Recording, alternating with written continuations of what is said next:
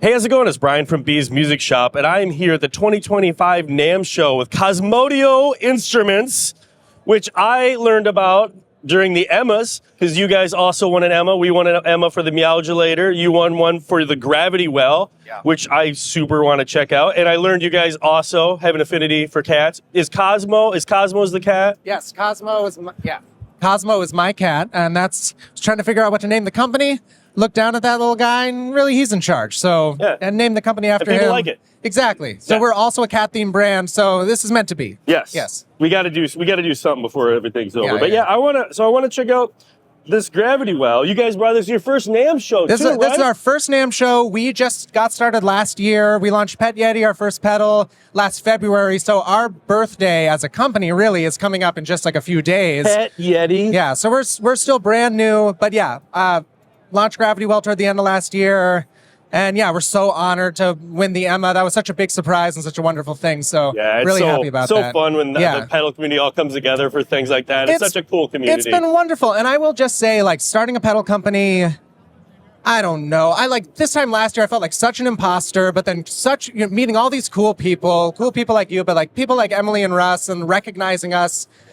It makes all this different. I still feel like an imposter sometimes, but like the community's so great, and so we're just happy to be a part of it. Yeah, I think it's so great when you come to these things, you realize that everybody's friends with all these things. You think they're competitors, and they're just not. Yeah, no, we're all working on this stuff together. I think the tide lifts all ships, and there's never no one ever has enough pedals. Yeah. So we don't have to worry about that type of competition. I'm trying to find out if I can. I'm on it. Yeah, let me know. Keep me posted. Yeah. So can you tell me about the Gravity Well? I want to check this thing out. Yeah, totally. So the Gravity Well is a dual pedal. It's an analog wave folder, and on one side, an analog tremolo on the other. Wave folder is sort of this off-kilter type of distortion that's seen a lot in synthesizers, but rarely in guitar pedals. And the real magic happens when you activate both sides simultaneously, and the tremolo drives the wave folder to create basically a first-of-its-kind modulation effect that rhythmically folds and unfolds your signal in accordance with the tremolo. What is a wave folder? Yeah, so if you think about most overdrive, fuzz pedals, most of the sound of distorted guitar comes from clipping, which is a term we've all heard. And that's when, you've got your fluid wave, and if your wave gets loud enough, at a certain point, it gets cut off. So you can imagine a smooth wave with its top cut off, flattened out like a plateau. What a wave folder does is instead of cutting you off, it points you down back in the other direction. And then if you go down far enough and you hit it inverts the phase on it or something it inverts the voltage value, basically. So send it back down, and then if it goes back down to the floor, if you drive it hard enough or fold it hard enough, then it's going to send it back up, and you have as many. So this is a 4-stage wave folder, so it'll send you down, up, and you create entire new frequencies and harmonics that were never present in the original signal. And so I don't know what to think about that, because I've never thought about doing that. And I've thought about pedals more than anyone. Yeah, you just got to try it out. So one thing you'll notice if we can I operate one? Yeah. And find please. Your volumes here. You can also, this one's all the way down. This is the feed. I don't know. Because I'm line level. You let me know. Yeah. But so if we just turn the wave folder on at first, I'll turn your tone up to sort of a central value.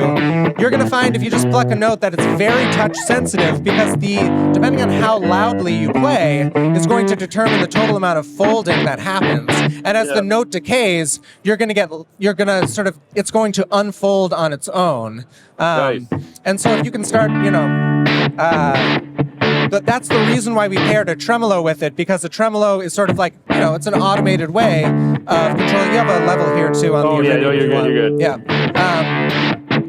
Of modulating volume, so that as you add in, and we'll point the tremolo to drive into the wave folder, you can start to get these really interesting textures, sci-fi sounds, as you let the tremolo modulate the amount of total folding in your signal. And so it's really great. I mean, it just does all sorts of things. I'm still learning how to use it, because it's kind of it's a new type of guitar pedal that hasn't really been around before, but I think it's really great for sci-fi, alien soundscapes, sounds really splatty fuzz sounds. You can really turn it into, if you dial it in, almost an envelope filter, but instead of a filter which is going to remove frequencies from your signal, the wave folder is going to add them to your signal. I was almost expecting to be more like a chop fuzz or something because I've seen those and I could see how it could do that. Yeah, but it doesn't. You can definitely do that in a way, and you can invert. It's really cool. Yeah, you can control with this flow switch whether the tremolo goes into the wave folder or vice versa. And when the wave folder goes into the tremolo, then the tremolo is sort of being more traditional, and you can get some of that chop fuzz sound, which I also love, and it's just really fun. But the real magic, at least to me, is when the tremolo goes into the wave folder, and you get this blossoming of the sound, and you just, I don't know, you find all these little patterns that you don't. It almost like almost has an envelope wah kind of sound to it. Yeah, totally. There's wah sounds in there. There's analog synth sounds in there. There's also, feel free to play around. There's a few different tonal options or voicing options that just map on. You find that sound you want. Yeah. You can also add a module to a synthesizer because wavefolding is additive synthesis. Most analog synths, East Coast synths, you have subtractive synthesis. Yeah. So you can add in a West Coast additive synth to a subtractive synthesizer and really up its own capabilities. That sounds so cool. Thank you.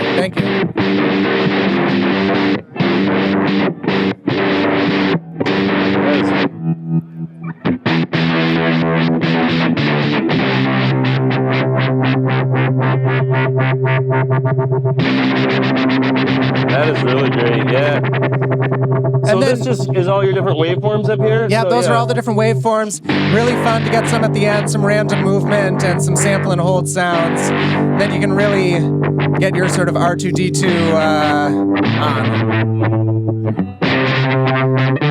You also have a hijack expression input. Nice. The tap tempo, the depth, or the speed of the tremolo. And of course, we're most excited, kind of the thesis of the pedal is all about this integration of the tremolo and the wave folder. But you can, of course, turn the wave folder off, and then you've just got a really full-featured, multi-waveform tremolo that can just go, it can get fast enough to just start to approach ring modulation as well with certain settings. Yeah. Oh, yeah. And now you're surfing. Yeah. Yeah. And then the voice up here, that's the voice for the... Yeah, so it's a little hard to see from a distance, but the sort of pink labeled controls correspond to the wave folder side, and the white labeled controls. Oh, no, yeah, I see that now, I see that. Yeah, so you won't hear the voice changes until the wave folder's on. Yeah, so I think, I'm looking at it all upside down, but this one mixes a little bit of a cleanish signal in, so you get a little more clarity, it's a little better for chords. And then sending the voice to the other side is going to put a bit of a low-pass filter before the wave folder, so it's going to emphasize on folding your fundamental frequency and a little bit less the other harmonics in your signal. Yeah. To just get nerdy about it with you. So bad sounding.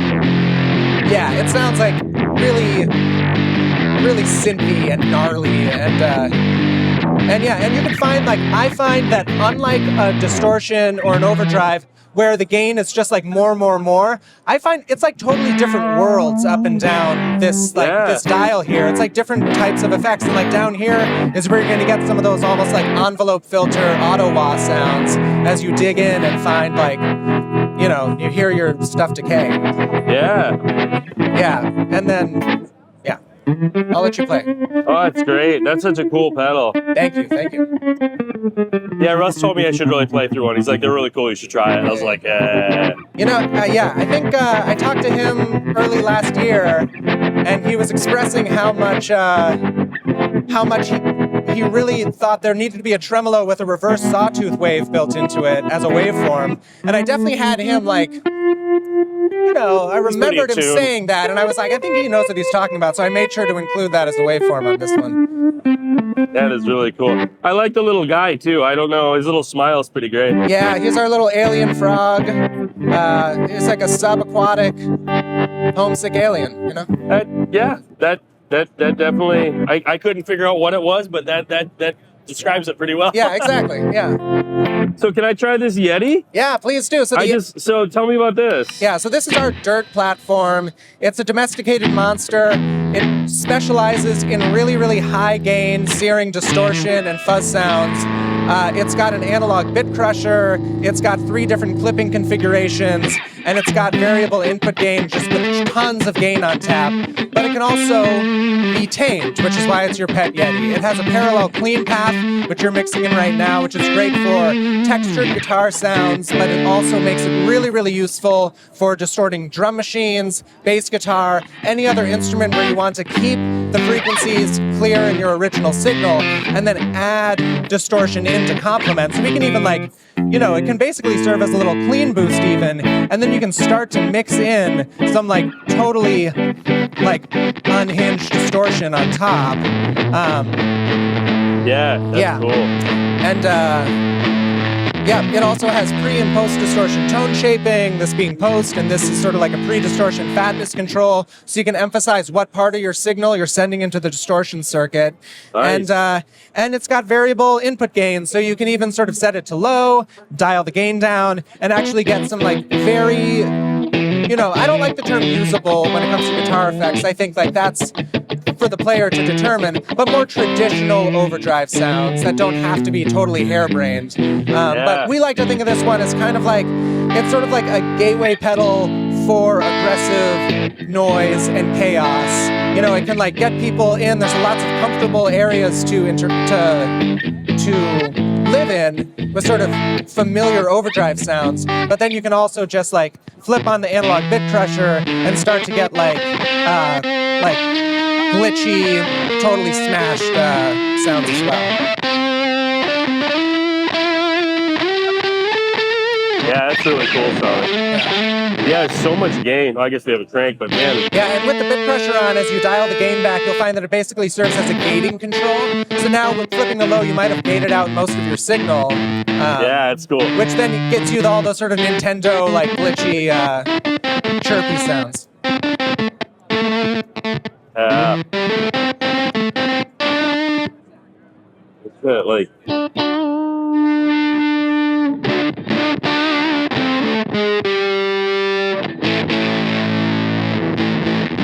Oh yeah.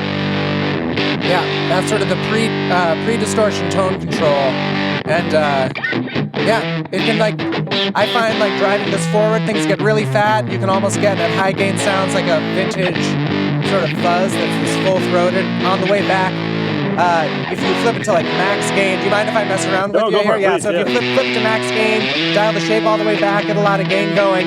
If you really dig into your guitar now, it's you're almost gonna hear this sag effect. It starts to cut the signal out in this really disgusting way that I think, and then as you dial, you can make that effect a little less extreme, but yeah, you can drive it. It's kind of like a unthrottled, all of our effects. One of the sort of driving principles behind everything that we do is we want things to be unthrottled as possible. We don't want anything to keep you in the sort of polite, usable zone. We're going to give you access to those familiar territories, but everything, we want you to be able to drive things to the point where they're so noisy, so bizarre that you just, a lot of other pedals aren't going to let you get there out of some fear that you're going to find that you think they're broken or something, but we don't think you're scared. Yeah. We think you want it to get weird. And if you want to listen to the drum machine, we've just popped this one out and you can plug it in. But, no, it's great. I could hear a little bit of something in there, so we had the gain so cranked, I think the phone in my pocket. I was like, what is that noise? That's cool though. Complete single coils, all, no, these are good. Thank you to Reed Smith for the guitar. Yeah, that thing sounds so cool. Oh, thank you. Yeah, I want to hear it with the drum machine. Yeah, sweet. So I'll just mute it for a second. Yeah. And then we'll plug this in. We'll turn the iridium off, so we're just hearing it straight. And we'll get, let's see. I think we got a 909 going. Can you hear drums? Is that coming through? Oh, sorry, I got this still muted. Ready? Yep. Drumming? Yep. Sweet. Both of these pedals are really fun for different reasons on drums. I mean, with Pet Yeti, it's kind of an instant way to get really great kind of character and fatness, and we can just turn this on, and it's just depending on... Oh my God. Yeah, depending that on... That sounds awesome. Thank you. Yeah, you can use it to liven up. At lower gain settings, I think it's great for like livening up a drum machine and make it sound like crunchy and textured.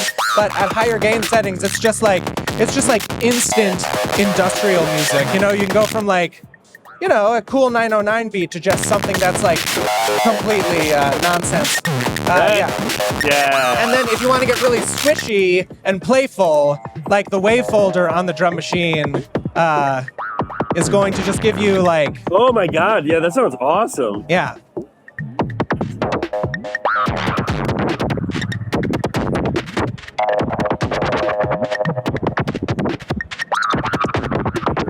Yeah, I really like going to the random movement at the end here, and then it becomes almost like a sort of random accenter for the drum beat, so it's going to pick up different things every time the thing loops through, so it feels like it never repeats. Yeah. Boy, that's really cool. Yeah. I can see why you brought that. It's fun on guitar, but holy crap, is that great on drums. Exactly, and that's another one of our design principles is we want our pedals we don't assume to know what you're going to do with them. Like, we want them to be aesthetically open-ended, and so we're not going to release pedals that are just for a specific genre of music. We're not going to release pedals that are just for a specific type of input or a type of player. Yeah. We're designing things that are powerful and aesthetically open-ended because we don't claim to know how people are going to use them. And yeah, so I mean, we it's want to kind of make fun to just give someone a tool set and be like, I don't know. all of the great innovations in rock music and in so much electronic music has been in people misusing things and using things in a way they weren't expected. And so we're just sort of trying to anticipate that and try to isn't it the guy who made the Hammond organ hated the Leslie? Right, yeah. That, you know, he thought it was horrible. And he's like, don't do this. And everyone's like, but we love it. That's the tradition. And so we're so open to that. And we're making sure that things can be driven in ways that, like, even if they sound like bad to us, if I can give access to a wider variety of sounds, then I will, because then it's just someone else that's going to sound good, or they're going to use it with a different instrument or with a different style, and it's going to maybe spark some magic and be inspiring. That's awesome. Yeah. Both of them sound amazing bass. I've tried it on theremin, on harmonium. Like, you can get all sorts of really wild textures. Yeah, it sounds so good. Yeah, man, you guys have done a really great job. Yeah, and you think your first year, so holy crap.